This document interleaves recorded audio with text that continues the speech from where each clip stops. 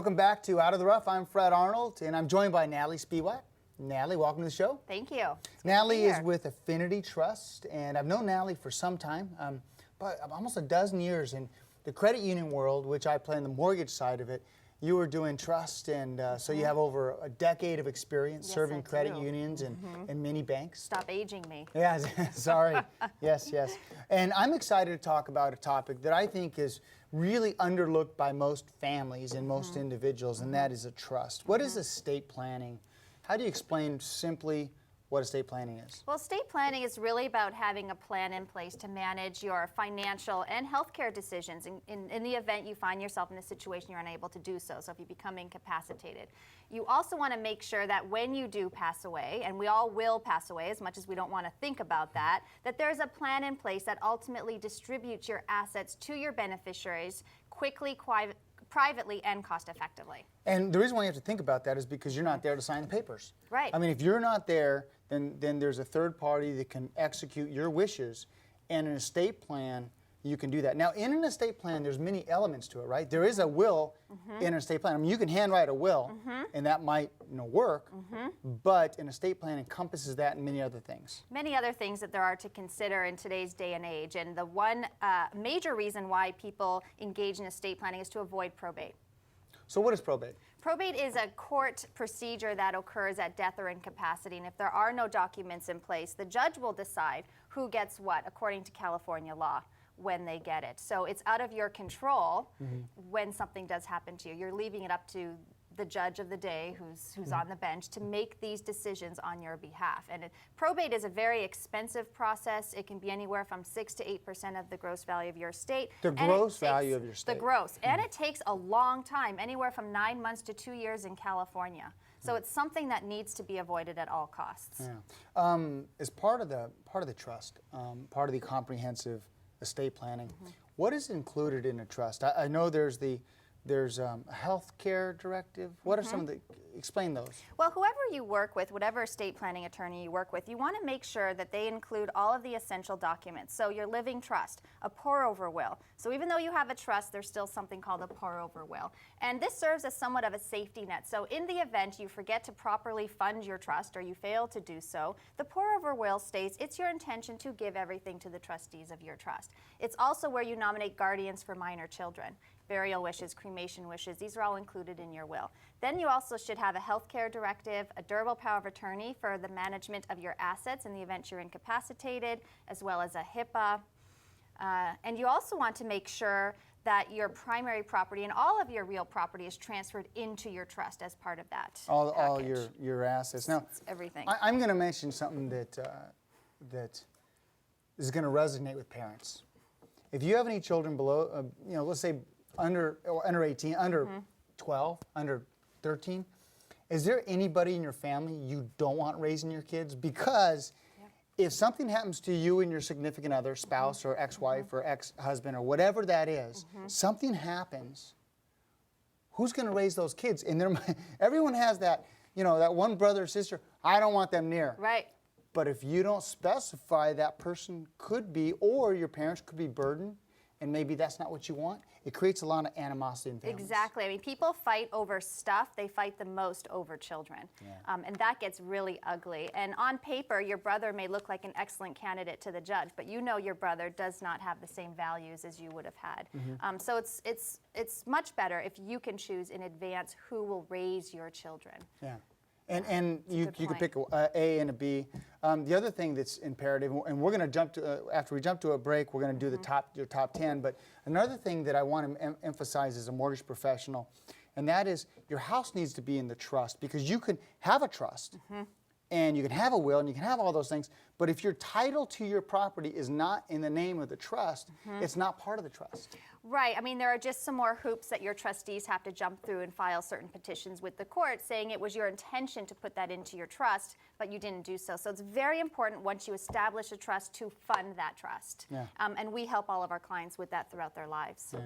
Well, will you stick around? I want the top 10. I will. Yeah. I'll be so, here. Ladies and gentlemen, Natalie Spiwak, we're going to jump to a quick break, but when we come back, the top 10 essentials that you need to think about and know when it comes to building a trust. We'll be right back.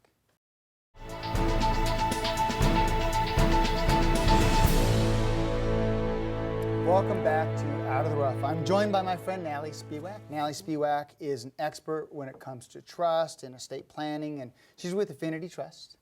And I want to talk to you in this segment, our last segment, on the top 10 essentials you need when building a trust. Number one. Well, proper estate planning can do many things for your family, but we'll try to narrow it down to the top 10. You want to make sure that you, if and when you pass on, that you provide for your immediate family. Make sure your spouse has enough money to survive, and then also that your children are taken care of for the duration of their lives. So that's a very important part of estate planning. You also want to make sure that your property is transferred to your beneficiaries very quickly, as quickly as possible, and it's not tied up in probate court. You also want to plan for incapacity. That's really important because there's a high likelihood during our lifetimes we will become incapacitated at some point in time, especially because we're living longer. So you need to make sure you have advanced health care directives, durable power of attorney in place so that if something happens to you, you nominate attorney-in-fact to make decisions on your behalf. So you mentioned three real quick. I just want to touch upon those real quick. The first one, providing for your immediate family. The biggest thing is children.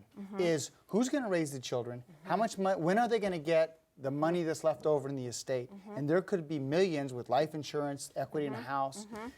Even planning so much as if you're, let's say your brother or sister are going to raise the kids for 15 years. Do you give them a down payment for a house? Do they take over your house? Do they get any assets after you end up moving on?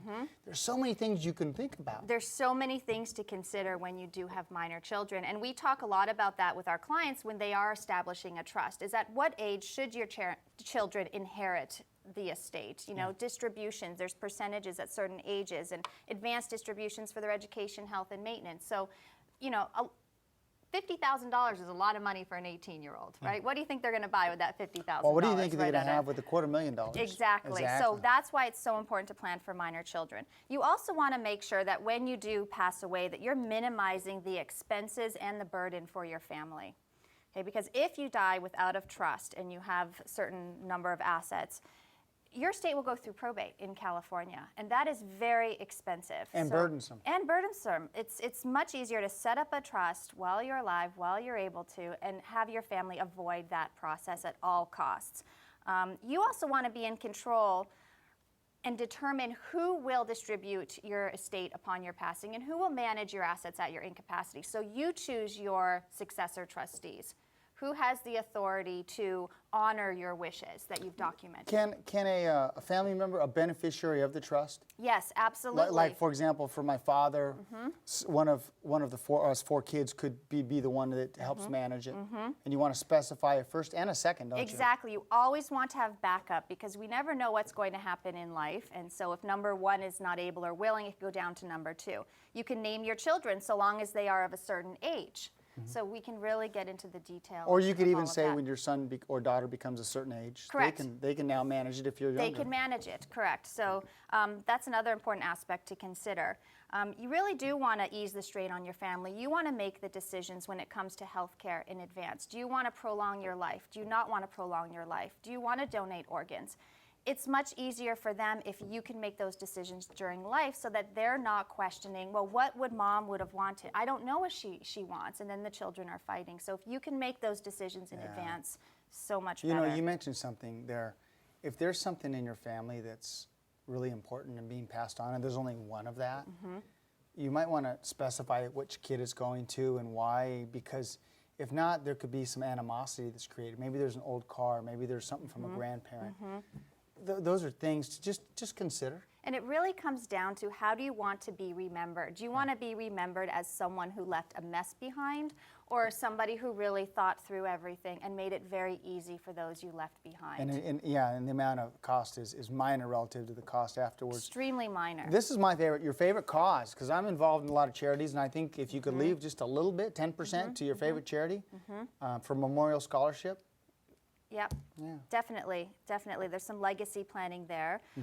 You also want to be able to provide for people who may need your help and guidance. Maybe we have aging parents. We have an elderly parent that you're responsible for assisting financially. So if something should happen to you, you want to make sure your trustee can continue to have some resources available to assist them, to help pay their rent or their utilities or provide their food. So you need to make sure that life goes on after something happens to you, and having that plan in place. Well said. Reducing your taxes. And reducing your taxes, exactly.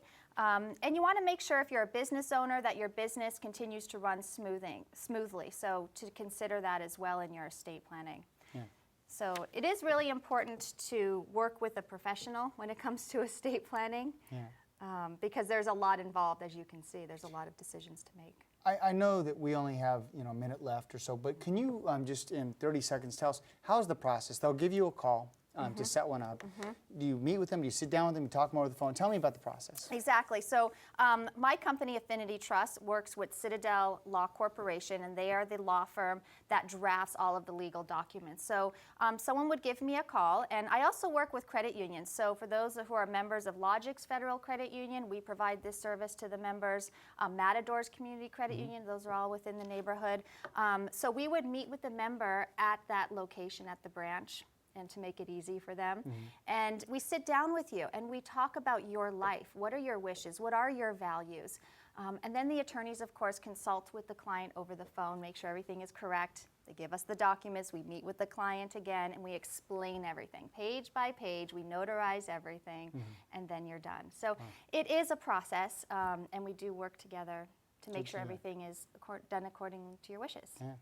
Well, thanks for coming in. We covered a lot quick. We covered a lot quick, and we do have some seminars coming up, educational. So there will be one at Logix in Woodland Hills on October 8th. It's a Thursday evening at 6:30. And there's another one at Matador's Community Credit Union on October 22nd at 5:30 p.m. And for those that, if you watch this afterwards for some reason, watching it online afterwards on the web, check in with Natalie. I'm sure you do them all the time. So Correct, you'll be able to educate people on that. Well, thanks for coming in. Thank you very much for having me. Email.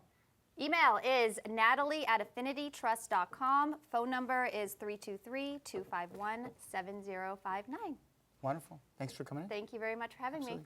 Ladies and gentlemen, Natalie Spiwak, Affinity Trust. Well, I hope you enjoyed this edition of Out of the Rough. If you'd like to suggest some great guests, such as Natalie, email me, fred@fredarnold.com. Until we speak again, make it a great day. Thank you, everybody.